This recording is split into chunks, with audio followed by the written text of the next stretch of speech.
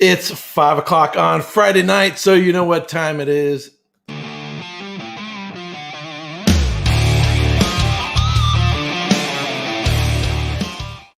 Of course, we like to say it's always 5 o'clock somewhere, so wherever you are, it's always, excuse me, appropriate to pour yourself a dram because it's always 5 o'clock somewhere.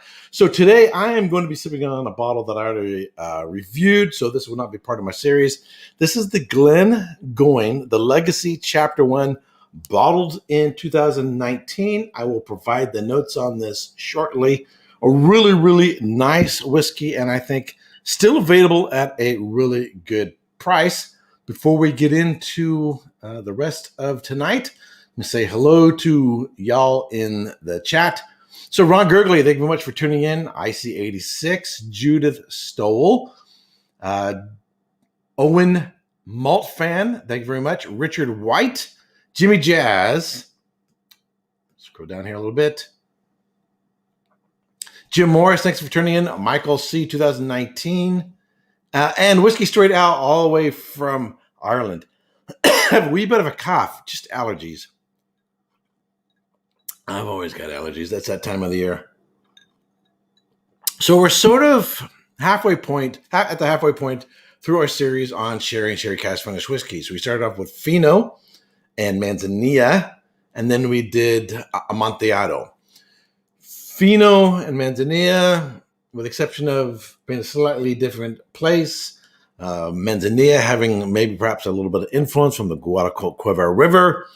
Basically, same grape, same soil, and so on and so forth. So what we discovered is there wasn't a huge difference between the two for the whiskey. So if you're looking at a Manzanilla or a Fino, they're pretty much the same. Which makes it sort of strange that Tomatin did a Manzanilla cask and a Fino cask, since the whiskeys, if you saw the video, were almost indistinguishable. Really couldn't tell that much of a difference between the two.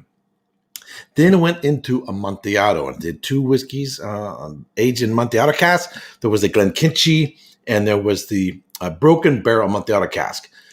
Now, if you saw the video, which came out actually yesterday, really could not tell from that whiskey that had influence from Amontillado. I wasn't necessarily disappointed in the whiskey in of itself. It was just a whiskey. Okay, that's fine. It was an okay whiskey. I was disappointed that it really isn't a good representative of an Amontillado cask. Donner Pass Whiskey, thanks for tuning in. Hey, Robert Licorice, how you doing, man?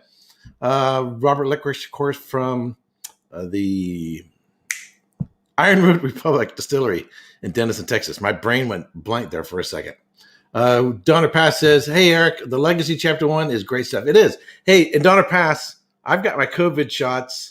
Most people got the COVID shots. Things are open up. So, got to have you over sometime. Donner Pass doesn't live too far from where I live, especially since things might be changing in the near future. Don't want to have you over. Tomorrow, I'm actually having a friend over that we met through the sommelier training, and he manages a winery, and so he wants to learn more about whiskey, so he's coming on over. We probably won't be doing anything live unless we do something impromptu.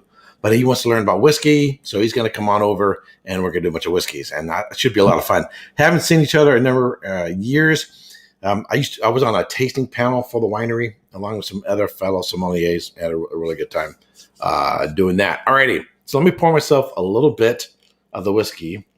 Let me ask you a question. Does the screen seem a little dark? I seem to struggle a little bit with being over-whited out, and then sometimes a little bit too dark, so I sort of backed off the brightness a little bit. When I watch it on the replay, it seems a lot brighter, over whited out than when it looks like when I'm recording. So let me know what y'all think. Had an absolutely fantastic time last week. Daniel Whittington was on. Table looks white. Yeah, one of the things is, the table's white, but in terms of the brightness of everything. Ron Gergen says it looks fine. Thank you very much. So I use a white tablecloth, mostly come out of a habit of when I was looking at wines and doing wine studies, I would tilt the glass and look at the wine to be able to judge the color on it, and then that sort of carried over. Whiskeys don't necessarily need a white background for that, but that's how I got started in that from actually looking at wines. Yes, we had the second shot Easter Sunday. Oh, okay. All right, so really, really like Fino. I like the Amontillado. For me personally, Amontillado whiskey, I would rather look if you're going to have that profile. I'd just go all the way and go to Oloroso. In fact, let me bring. I'm going to grab an Oloroso bottle real quick. There we go. Oloroso. So I'll be giving a full review of this later on. I'm going to pour myself just a teensy-weensy bit for shits and giggles. Should have thought of this earlier. So you've heard me say before, the vast majority of sherry casks are Oloroso. If it just says sherry and doesn't specify Oloroso, it may have Oloroso and then maybe a little bit of Pedro Jimenez or PX in it to give it a little more depth, a little more sweetness to it, a little more sort of darker character to it. But Oloroso, and sherry is not super popular right now, but of all the sherries that people do drink, Oloroso is probably the number one.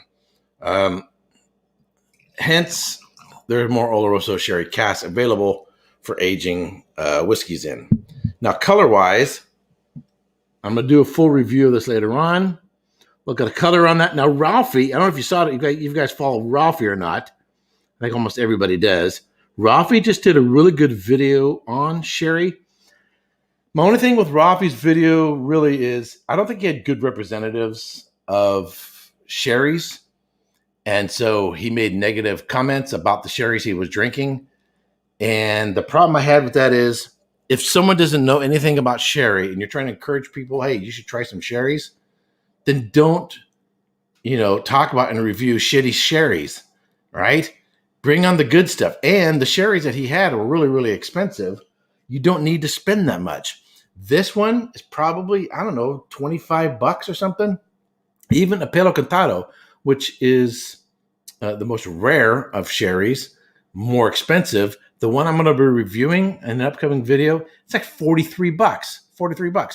And these stay good for probably at least a year. I mean, my bottle won't last that long because I'll drink it before a year, but they still good for a really long time. So I thought his video was actually really good in terms of the content that he gave. He just should have had better sherries as an example. So this is a Gonzalez Bias. Two producers I highly recommend. Two of the biggest producers is Lastau and Gonzalez Bias. Gonzalez Bias. Don't know how old it is. Minimally, it's probably like at least 15 years old. But when you talk about fractional blending in a Solera, you have to do some serious. There's no vintage date because you're going from Cadera, from cask to cask to cask, and you're not moving the entire contents of the cask. You're only moving up to a third. So you're only moving up to a third from one Cadera to a next. So therefore, by the time you get to the last row, which is actually called the Solera, you have a number of different ages in there. So the only way you're going to know how old the sherry is, or potentially the sherry is, at least at its youngest, is how long does it take you to get from the top row down to the bottom row? Robert says, do you need to gas sherries if you leave them a long time? That's a fantastic question. Let me bring that up real quick. Comments. Do you need to gas sherries if you leave them for a long time? No. That's one of the beauties of sherry. They're not as endurable as Madeira. A Madeira, you open a bottle, you could open it, pour yourself a glass, and then come back 20 years later, and it's still going to be fine. Sherry is not that endurable, but I've had ones that were open for several years and went back to them, and they were just fine, right? So bottles that I had opened during practice testing for exams. In other words, I wasn't spending a lot of time drinking the sherry. I was only tasting them for exam purposes. I had opened them, tasted them, got through the exam, and then they went on a shelf, and then I moved on to other wines, right, for studying for other exams. And I didn't gas those. And so probably a couple of years later, I went back to it, and they were just fine. But that's an excellent question. So particularly since Oloroso, and I want to... Because particularly the way Oloroso is made, we have a little quiz coming up. or notes coming up. You do, particularly with Oloroso, you don't. Fino, if I was going to choose one to say, I have these rubber corks. You can put them in a bottle, and then you have this thing that sucks the air out, right, to remove the oxygen out of the bottle. It has like a one-way valve in it. If anyone I was going to do that to try to move the oxygen, it would be Fino. But with Oloroso, I definitely wouldn't worry about it. And me, I'm going to finish the bottle long before it goes bad. It's going to be good for several years.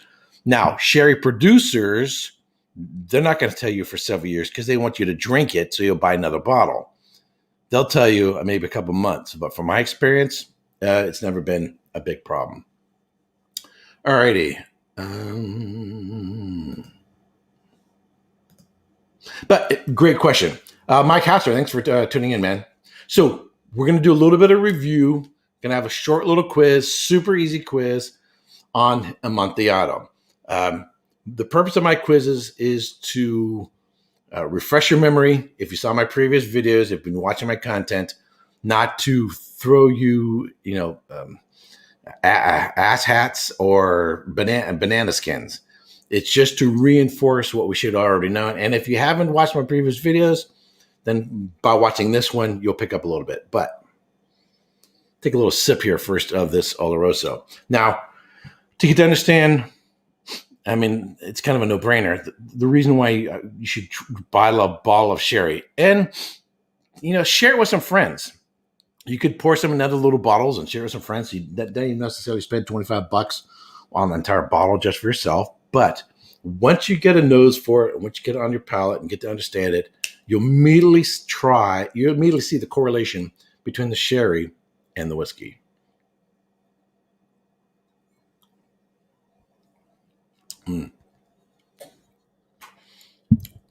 This starts off, whereas the Fino start off like fresh fruit and some dried fruit, and then goes into saltiness and that nuttiness on the back end. Amontillado starts off sort of some fresh fruit, but it's the nuttiness character, the oxidative character starts a little bit more towards the mid palate and closer to the front. Oloroso, because of the way in which Oloroso is made, that nuttiness, the rancio effect, begins right off straight from the beginning. But it's also darker, it's richer, it's more dried black fruit notes, and there's just a hint of tannin, that sort of astringency that makes your mouth pucker just a little bit.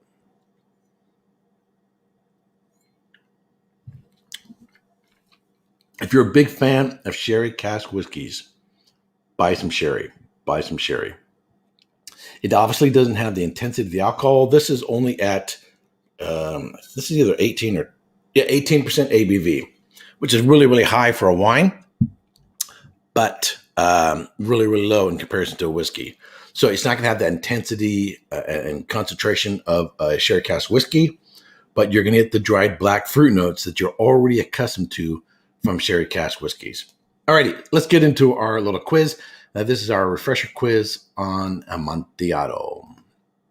So, Amontillado is it's aged A, biologically, B, oxidatively, C, biologically, then oxidatively, or D, anaerobically. So which one of those? Is it aged biologically, oxidatively? Is it aged biologically, then oxidatively, or is it anaerobically? So what do you say, A, B, C, or D?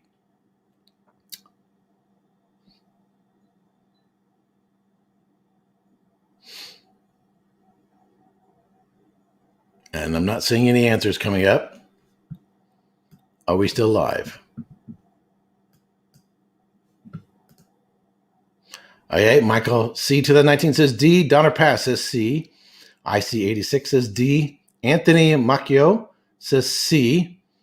Chris McClure said he was thinking D. Jim Morris says D. Grumpy Old Fart says D. Jimmy Jazz says D.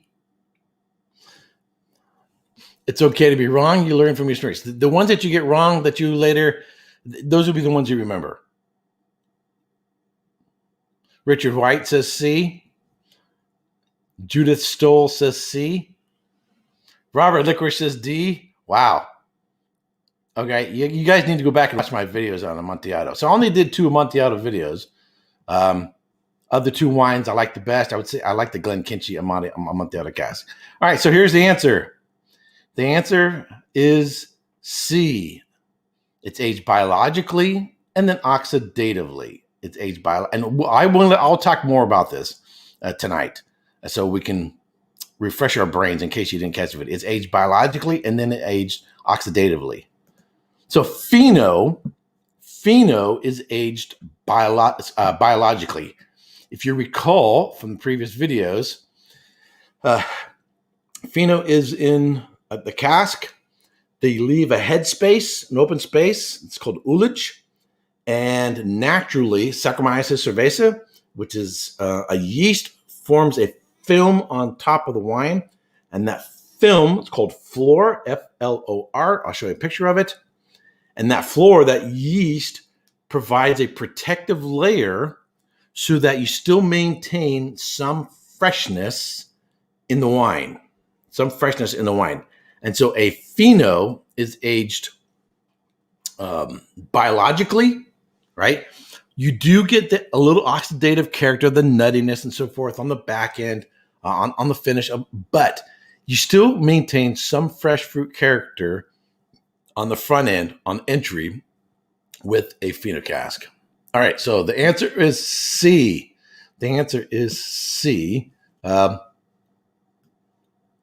Amontillado is aged biologically, then oxidatively. So Amontillado, I might be spoiling another quiz question. Let me see. Okay, so this takes us into our next question. Yeah, Amontillado is compared to a very old Fino.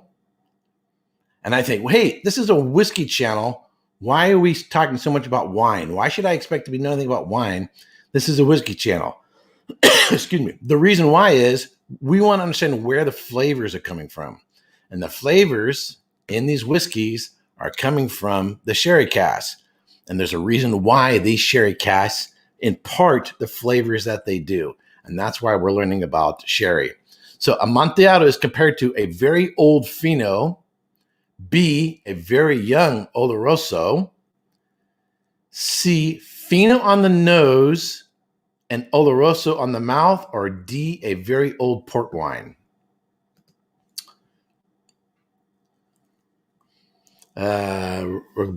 Roberto Martinez says D. Donna Pass says C. IC86 says C.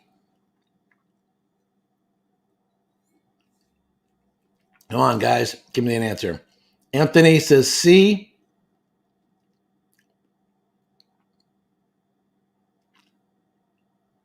Judith, hey, Judith, how you doing? It says B. All righty. So let's take you over to the answer. And the answer is, oops. Oh, I screwed up. What happened? Uh-oh.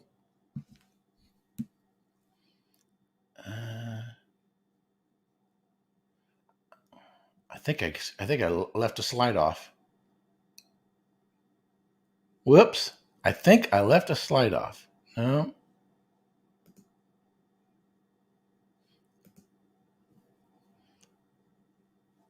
I think I goofed. I left a slide off. All right. So the answer is C. It's like a Fino on the nose, but an Oloroso on the mouth. So Amontillado starts as a Fino, and it finishes like an Oloroso. And we're going to get to is the reason why. It all has to do with the floor and what happens to the floor. Let's take us to the next question then. Man, I can't believe I left a slide off. So that was my bad. Oh, I know. Slide number 3 should be, here we go. Here's slide number 3. All right. A Fino is considered to be an Amontillado. In other words, it becomes an Amontillado if the floor naturally dies B, the floor is not maintained by added wine. So in order to maintain that floor, that yeast, that floor is feeding off of the wine. So you would have to maintain the floor, you'd have to keep putting wine in. So a Fino is considered to be an Amontillado if the floor naturally dies. B, the floor is not maintained by added wine. C, the floor is killed by fortification, because at some point you fortify up to 13.5%. Or D, all of the above. This should be the easiest one. Yeah, the answer was shown D. I goofed. All right, so the answer is D, all of the above. So they might be intending to make a Fino, but the floor naturally dies off. If they don't keep adding new wine for the floor to feed on, then it can become an Amontillado. Or if they intentionally want to make an Amontillado, so they bump up the ABV, yeast can't survive at higher alcohol levels. And so the result is by adding a spirit to it and raising the ABV, the floor will die off. And so, of course, the answer is D, all of the above. So it's one of the challenges actually in winemaking. Grapes are harvested at a certain sugar level, measured in bricks. If you have super ripe grapes, let's say 26% bricks or 28% bricks or something real high like that, when you start converting the sugar into alcohol, what happens is as your sugar is going down, but your alcohol is going up, you can get to a point where you have so much sugar, because you had so much sugar, you have so much alcohol that if you don't stop the fermentation process, the yeast is going to die and you're going to have unfermented wine. So the result is typically you might have some residual sweetness to it, or you end up with a stuck fermentation. And that's actually how rosé wine came into existence. Rosé wine was invented by stuck fermentation with Zinfandel grapes, and Zinfandel typically have higher sugar levels because they have odd-sized grapes, and some of the grapes can be extra ripe. Anyway, but I getting off track here. So a little bit throwing in there just a little information about wine. All right, so that was question 3. Let's get into question 4. All right, Amontillado. This is a food and wine pairing question. Amontillado is best paired with. Now, could be somewhat subjective, but A, seafood, B, fowl or birds, say chicken, turkey, pheasant, goose, C, beef or venison, or D, haggis. Donna Pass asks, sounds like one of the most interesting types of sherry as it uses 2 types of maturation. Actually, most people find Palo Cantado, which we'll get into in the near future. I find Palo Cantado, and it's a little more mysterious. But essentially, so some say B, some say C. Now, this is according to my video, not according to what your personal preference is. Most people are saying C, B, let's go with C. So there's a little saying is, if it swims, go with Fino. If it flies, go with Amontillado. If it runs, like a cow or a deer, go with Oloroso. So the traditional answer is Amontillado is best paired with fowl or birds. So for seafood, you would go with Fino. With a beef or venison, you want to go with Oloroso. And for birds, you want to go with Amontillado. All right, so that's enough of that. So that is our little review on Amontillado. Amontillado is probably not as poppy as it's a cool sounding wine. Edgar Allan Poe did that short story, A Cask of Amontillado. I didn't really talk about it in my video, but I had the picture of Edgar Allan Poe in there. If you're interested, it's kind of a creepy, gruesome story. So if you're interested in knowing about the Cask of Amontillado, there's actually some videos on YouTube. One of them, it's with Rene Auberjonois, who played Odo in Star Trek Deep Space Nine. He plays like the main character who dies. I don't want to give you a spoiler, but if you're not familiar with the story, it's kind of a gruesome story, and one guy particularly dies in it. His name is, I think it's Furtado. It rhymes with Amontillado, and it begins with an F. I think his name's Furtado. All right, so there's just, I would say, a bare hint. No, it is completely oxidative, this Oloroso. At first I thought I was getting a little bit of a fresh fruit, but it's really not. What I was experiencing was really the acidity. Acidity can come across as freshness. So what I was getting is not fresh fruit, but a liveliness coming from the acidity.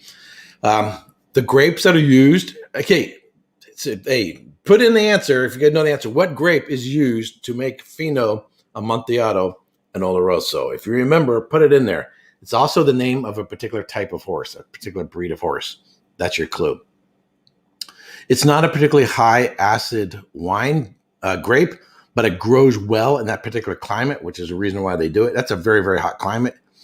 Naturally, it's not a place where you would grow grapes for making table wine, but these grapes do well in that region. And so because it's Palomino, Donner Pass whiskey, got it right. Palomino, Richard White, Palomino, that's absolutely right. So because it's not a naturally high acid grape, they got to acidify it. They add tartaric acid, which is the grape acidity to it. So if you said Palomino, now of course not everybody's saying Palomino. You're right. So what I was at first perceiving as a little bit of freshness or in fruit really was just the acid, the way the acid was hitting the palate. Really, really nice. Really, really nice. Now you can drink some water and start getting into this whiskey.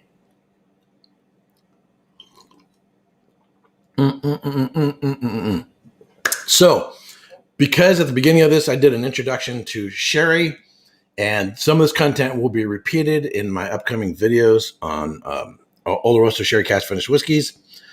We're going to cover it today, but some of this information will also be repeated in my future videos. So if someone didn't see this one, or just to reinforce what we're studying tonight, that'll be in those videos. The key to studying and learning is repetition. I like to use flashcards. I like to take notes. I like to underline. I'm currently studying for another exam, which I hope to take maybe in February. And then another exam I will take in Scotland with the Council of Whiskey Masters, actually in Scotland, if I'm ready for it in May 2022. But probably the most important thing in terms of, for me, for memorization and learning is correlation with other things, so that there's an association between this and this. I mean, how often do you hear a song from your teenage years, and every time you hear that song, it makes you think of a movie that song was in? Maybe makes you think of driving down your car, listening to that song on the radio, or a girlfriend. You remember you used to listen to that song with your girlfriend. There's a song by Scorpions called "Still Loving You." If you remember the song, every time I hear that song, I think of a girlfriend from high school, from Scorpions. Is Amontillado normally served chilled? Not super cold. Great question, by the way. Let me put the question up here, chat. Is it normally still chilled? Not like super cold, but if you were to take the bottle and put it in the refrigerator for 10 minutes and take it out, it'd probably be about right. I would say probably at about cellar temperature, so anywhere between 52 and 57 degrees Fahrenheit is what I would serve it at. So it's not cold. You don't want it ice cold, but you don't want it necessarily like your normal household room temperature. So I do like it a little bit colder. Same thing goes for Fino, particularly Fino. Alrighty, so let's get into talking about Oloroso. Oops. All right, so what is the difference between Fino, Amontillado, Amontillado. I'm checking my spelling wrong. Amontillado. Yeah, that's right. Okay. What is the difference between Fino, Amontillado, and Oloroso? Fino is biologically aged under a veil of flora or yeast. I'll bring that picture up again real quick. That's the veil of flora or yeast. Amontillado is biologically and oxidatively aged. So it starts off like a Fino and then ends up somewhat like an Amontillado in being oxidatively aged. But in its character, because it started off aging like a Fino, it's not going to come across fully as like an Amontillado. It'll still be a little bit more towards a little bit of that freshness on the entry. So it'll be like a Fino on the entry, and it'll be like an Oloroso on the finish, or more like a Fino on the nose and then Oloroso on the palate. And Oloroso is oxidatively aged. So with an Oloroso, you're going to immediately get the dry, nutty character. I get black walnuts on that one in terms of nuts. So with Fino, I get more almonds and hazelnut. With the Oloroso, it's a little bit more like a black walnut character. So it's a nuttiness, but it's a darker, or a Brazil nuts. If you ever had Brazil nuts, it's kind of like a Brazil nut. It's a little earthier in its character. All right, so our next one. Not all Oloroso Sherry Cask Whiskies are sherry bombs. So if you've ever had, which I'll be reviewing shortly, say the Glendronach 18-year-old Allardyce, that's a sherry bomb. So something that just, it's really, really in your face with sherry. And that's primarily what you've had. You may have this impression that that's what's to expect from a sherry cask, or something that had Oloroso and then a heavy dose of Pedro Jimenez. You might think, wow, that's really, really intense. That's not necessarily what you're going to get in all sherry casks. So they're not all sherry bombs. Sherry cask or Oloroso Sherry Cask Whiskies can have some different influences or different range. So ranges of sherry cask influence include, it could be 100% fresh Oloroso Sherry Cask, which we're going to get when we get into the Glendronach 18-year-old. Second, you could have a combination of first fill Oloroso Sherry Cask versus second. Oh, you could have first fill Oloroso, or you could have second fill Oloroso. So if it's a second fill Oloroso, the intensity, the impact of the sherry cask is not going to be extreme. You could also start off with a first fill and then spend some more time in a second fill. You could start off aging in a bourbon cask for a certain amount of years, and then in its final aging, 6 months, a year, 2 years, whatever, put it into Oloroso Sherry Cask for X amount of years. 4, peat. You could have a peated whiskey. You have a peated spirit versus a non-peated spirit aged in Oloroso Sherry Cask. So the sherry will be somewhat competing for dominance with the peat, and consequently, the sherry won't come across as strong with a peated spirit. And then 5th, wet cask versus dry cask.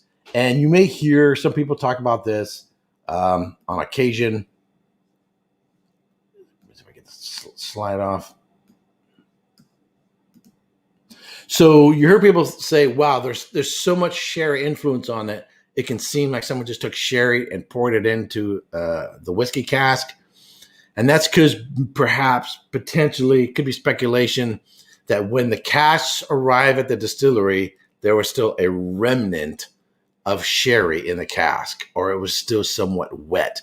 So you really are getting some extra sherry and not just sherry cask influence. It's not getting the sherry influence by being extracted out of the cask. Judith Stoll says, Eric, this may sound dumb. How do Fino sherries, etc., correlate to less expensive sherries like cream sherry?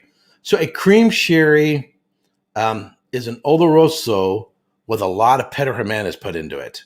That's what a cream sherry is. Why they call it cream, I don't know, because there's no dairy products in there.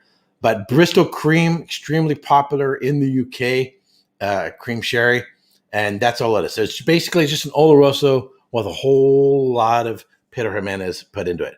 Now, there's also a wine called an Amoroso, and that is an Oloroso with some Pedro Jimenez put in it, but not nearly as much as a cream sherry. Now, I've never seen a whiskey age in a cream sherry cask. So the reason why I'm not covering cream sherry in this series is because I just never see. There might be one, but I've just never seen one. A whiskey aged in a cream sherry cask. If you ever had a cream sherry, they're very, very, very sweet. Typically, they might say dolce on it, which means sweet. It's sort of an after dinner drink, something like that.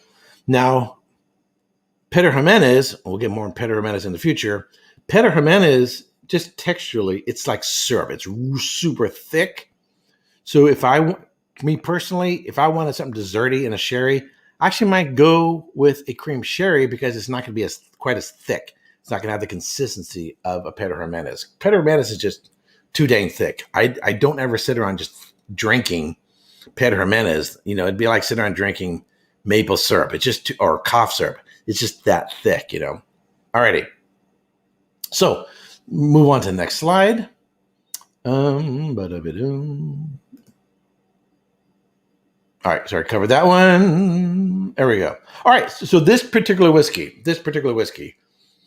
So I've already reviewed this before. So this is the Glengoyne, the Legacy Series Chapter 1 Highland Single Malt Scotch Whiskey, aged in first fill and refill sherry casks. So just like I was mentioning before, a way in which you can sort of dial in the flavor profile of how much influence, how much intensity you want of a sherry cask. You can use some refill to back it off a little bit. If you wanted to back it off a little bit more, as I said before, you could also use a bourbon cask.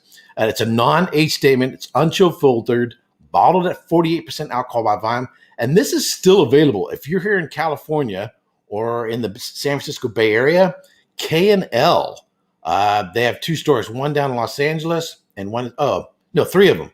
One in Los Angeles, one in Redwood City, and one in San Francisco. They have this still available for $79. And in my review, and I'll say it again here, I think this is a real high quality price ratio whiskey. If you are, I'm not going to do it because it doesn't have an age statement. You're upset about age statements, then you might want to pass it by because this is a non-age statement. Jim Moore says the only one I know of is minor case. Hold on, I'm going to bring this up. These allergies have really been killing me, man.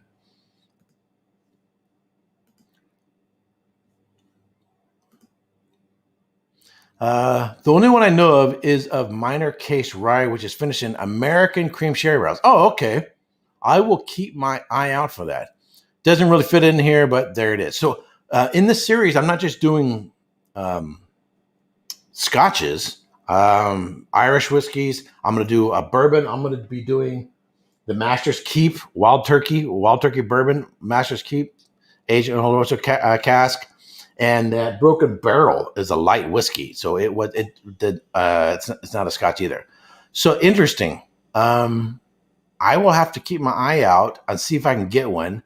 If I can get one, I might extend this series a little longer, and I'll do a review of a cream sherry, and I will see if I can get a bottle of that. That would be really interesting. Now, see, one of the things, my series can always get longer and longer.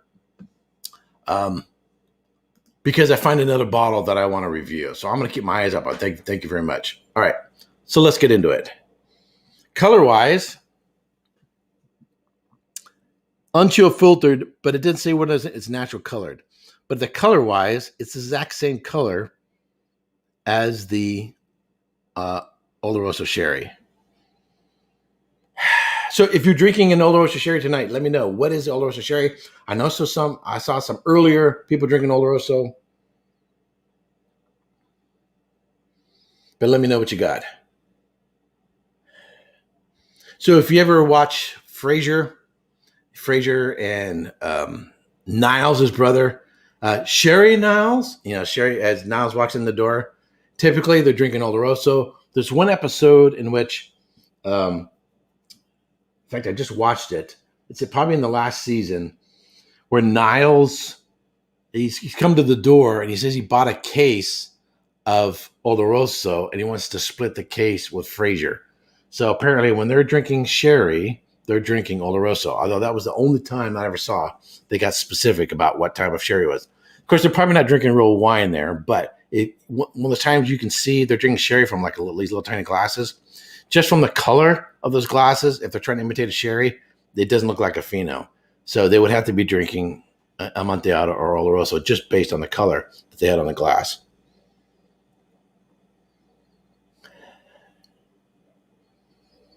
So the typical dry black fruit notes, and I know it can be sound somewhat repetitive, but the figs, the dates, the raisins, there's a really nice spice on here. Comes across somewhat as a spiced rub, like for a barbecue. Maybe a little bit of almost like a maple syrup character to it. So baking spices. There's something similar to a panettone roll, which is an Italian roll with dried fruits in it. It's similar to a Christmas type cake you would have in the UK. Basically, a dark bread with little dried fruits in it.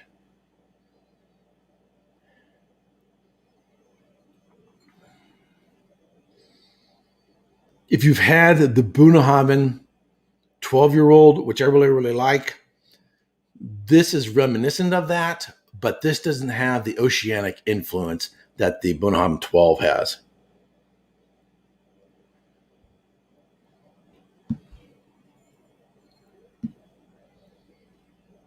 What it doesn't have, what you got in the Fino Cask Whiskies and the Amontillado Cask Whiskies, is you get in those, you would get the that marzipan and almond note.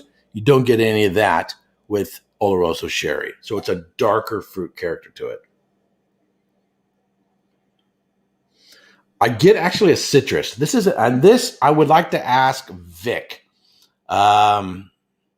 Vic Cameron, who worked for Glenmorangie for like 19 years. And he's a member of my Facebook group. I'll see if I can bring him on. If I do a Glenmorangie at the end of this series, I'll see if I can bring him on. I'll be doing, at the very end of the series, actually, just after it finishes, I'll be doing the Malaga, which is Pedro Jimenez. It's not a sherry, but it's like right next door. So I'm going to wrap up the series by doing a Malaga. I don't know why you can sometimes get citrus character from a sherry cask. And it's like oranges. And I haven't seen people do this in years, but when I was a kid, people would take an orange and they would take cloves and stick it into the orange through the peel. And so you get this orange citrus and clove spice character, but it was a really nice smell. You know what? Next Christmas, I'm going to do that. I'm going to give me an orange. I don't know how bad they go quickly. They go rotten or whatever, but just poke cloves in it.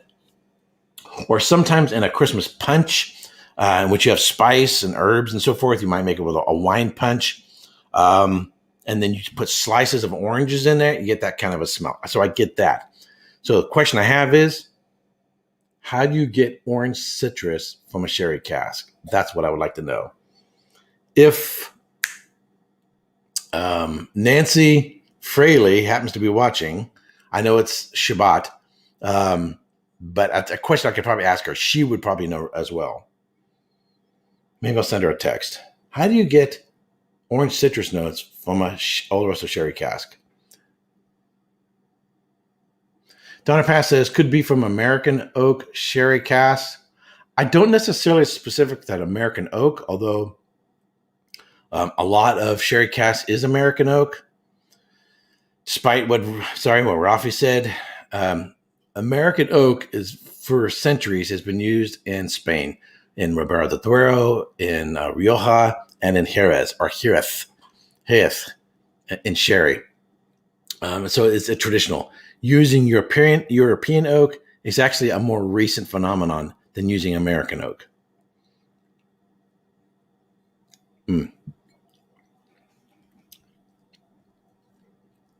Definitely sweet up front. It does dry a little bit towards the back.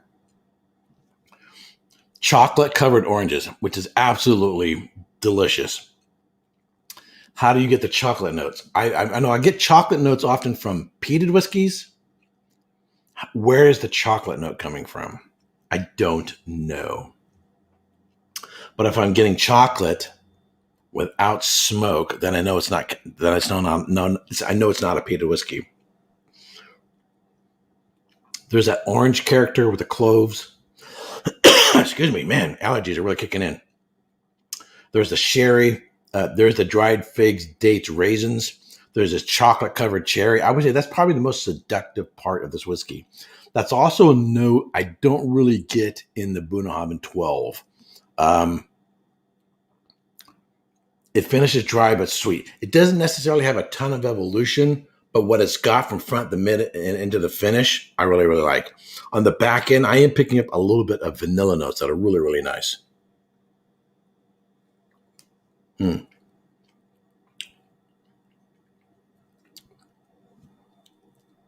Now, I posted very early in my Facebook group a list of all the whiskeys I was going to be reviewing and all the sherry wines I was going to be reviewing. I left open potential for adding more Pedro Jimenez casks. So if you want recommendations, if you want to go back, you want a list of all the whiskeys I've been reviewing, or I'm going to still review, join. If you're not already, join the Facebook group. And it used to be you could find it right off to the side. Facebook has changed the platform a lot and how things look. But if you go up to the top, you should be able to find a section where it says files. And then you should be able to find the notes for everything that I'm reviewing in the series, as well as notes on sherry production and a lot of other stuff. There's also some older stuff there that I put in there from my wine studies. Robert says vanillin can show at chocolate. You know what? You're right. So Robert Licorice says vanillin can show at chocolate sometimes. So it's kind of funny. It's funny you say that because white chocolate isn't chocolate at all. It doesn't come from cocoa, but we have that association with it. And so if I was going to call it chocolate, it's actually a little bit more like a white chocolate. So we tend to associate things together. So when we think of strong vanilla, cinnamon, nutmeg, baking spices, we think bourbon. And so you can have a scotch that when you have it on the nose, that is virgin oak, recharred oak. So you're getting a heavy dose of extraction of oak characteristics. And on the nose, it can come across sort of like a bourbon, particularly if you aren't paying attention to any malt characteristics showing up. But then when you have it on the palate, you go, okay, now let's get the maltiness. This is not a bourbon. It won't have the corn notes, but we tend to so associate those barrel characteristics with bourbon that the first time it hits you, immediately your brain goes, associates with bourbon. And this is why when you're blind tasting, don't let your brain get ahead of yourself. Go through the grid. And I have a grid that I've posted in my group. Through the grid, through all the visual aromas, flavors, and so forth, structure and all that. Don't let your brain try to guess immediately as to what it is or deduce what it is. Wait to get all your notes and then do your math. Go based on all these factors. This is what I think it is. Because once you let your brain get ahead of itself, you will start tasting and smelling things that aren't actually there because your brain has pre-programmed yourself into it. So just like certain songs can remind you of a movie in which that song played in it, or an old girlfriend, similar because of the vanillin, as Robert was talking about, we might associate that with chocolate, right? That is what the similarity is. It's not that I'm getting cocoa notes, like a dark chocolate or even a milk chocolate, but it's the vanillin that comes across, that characteristic that also can be in chocolate. And that's why it comes across as a chocolate note. So, Robert, thank you very much. You made my brain think. You're absolutely right.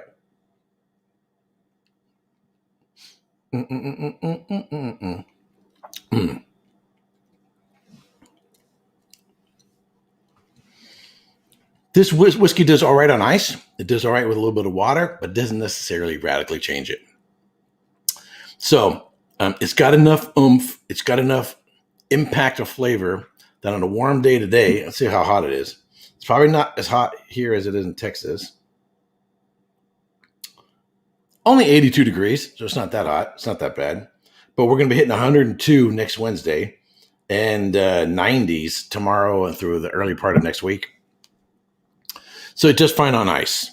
If you're drinking it as a drink, right, and you're not analyzing or something like that, I don't mind it getting watered back a little bit. It still has plenty of intensity of flavor.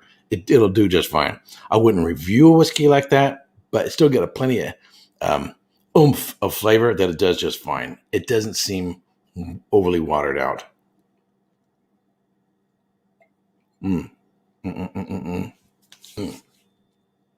So, Oloroso, if you go into any shop and you're looking at Sherry Cask Whiskies, 99% of them are going to be Oloroso or Oloroso plus Pedro Jimenez. Little challenging then if you're going to do a study and just focus on Oloroso. Okay, so which ones you're going to review? So the ones I chose the Glendronach because it's 100% Oloroso. I chose to do actually re-review of the Wild Turkey Master's Keep because it's a bourbon, and bourbons aren't that commonly aged in Oloroso Sherry Cask. I have another one. It'll be a Tomatin cask strength done in Oloroso, but it's Oloroso Sherry Cask and bourbon cask. So that'll be an example of how you can dial in the flavor characteristics by having spent some time in a bourbon cask. Also, it'll be a nice cask strength whiskey. It's one I actually picked up last July when I was down in Texas. I wanted a bottle to share when I was at the Wizard Academy with fellow students there. So it was one I picked up there. But really, really nice whiskey. I've become more and more of a fan of Tomatin. I like the texture and mouthfeel of Tomatins. What else? Probably 100% Pedro Jimenez are probably one of the most challenging to find, as well as the Palo Cantado. I have some killer. I have a Spanish wine. It's actually a Spanish whiskey. It's actually a grain whiskey aged in Palo Cantado, and it is absolutely superb. Really, really hard to get, but really, really absolutely killer whiskey. And I have a Bunnahabhain Palo Cantado. Probably one of the most expensive bottles in the series. It's about $500. I've got two of them. So if I get down to Texas again and get to do another class down there and on sherry, it's a bottle I'll be bringing down there. But I've got two of them, one for reviewing here and one for taking that back down to Texas.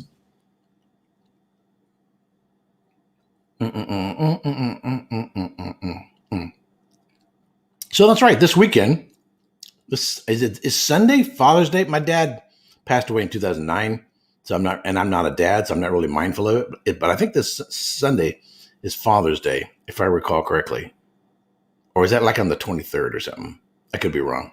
Anyway, if you look, hey, Mike Bennett, how you doing, man? By the way, everybody who was in the Patreon group missed out. So I had a Patreon only live last Friday, and only one person showed up, and it was Mike Bennett. So Mike Bennett and I hung out for an hour and 45 minutes drinking whiskey. We had a really, really good time. The video is no longer up. I set into private mode. Hey, Joshua Lowe, how you doing, man? So Joshua, his is green. He's a member of the YouTube group. My membership thing hasn't really taken off with YouTube. Joshua, if you want to switch over to being a Patreon rather than being a member of the group, the link to becoming a patron is down below. I recommend it. If you switch over to becoming a Patreon rather than being a member, and if you want to stay a member with the green, that's fine. Then I'm probably going to get rid of the membership thing because people aren't becoming members, so I'm not going to keep it. But as long as you're in there, I'm going to maintain it because right now you're the only member of the group of the YouTube. And so most of my supporters I got about 50 of them or so, actually over on Patreons. Yeah, it was great hanging out with Mike. We had a really, really good time. Very relaxed, very chill. We had, I did uncorking of the Glendronach 18-year-old. We then went into some other whiskeys, but for the life of me, now I don't remember what they were because my brain just went blanks. It was a week ago. Alrighty, so I'll probably be doing at least like a half a dozen different Oloroso Sherry Cask Whiskies for different purposes and different reasons. Then we'll be doing 2 whiskeys on Palo Cantado and then wrapping it up with Pedro Jimenez. So I'm going to wrap this up because we're hitting just about to hit the top of the hour. I want to thank everyone who's watched, everyone who tuned in tonight, and everyone who's watching on the replay. If you ever have any questions, any comments about anything I've covered in these videos during this live stream, go ahead and let me know down below, and I definitely will answer you. So, hope you have... Getting a little tongue-tied there. Donna Pass says... Hold on. I'm not going to cut out just yet. Donna Pass says... Last year, I did a 1-liter mini barrel experiment, 58 days, filled with Pedro Jimenez, then finished in 4 cask-strength bottles. Favorite was Old Particular Kalila. Which is an independent bottle. 8 cask strength, really good. Sounds like a cool experience. Maybe we should take a 1-liter mini barrel, 58 days filled with. So he took one of those little mini barrels, put PX in it for 58 days, so basically 2 months, and then he put 4 cask strength bottles into it, which is good. Like heavy extraction, and he used a Kalila 8-year-old cask strength. Cool. I've been wanting to try one of those. I know Jeremy over at Sipper Social Club plays around with those. But it's just haven't gotten around to it. But it's something to be fun to do. All right. So everyone have a great weekend. And until next time,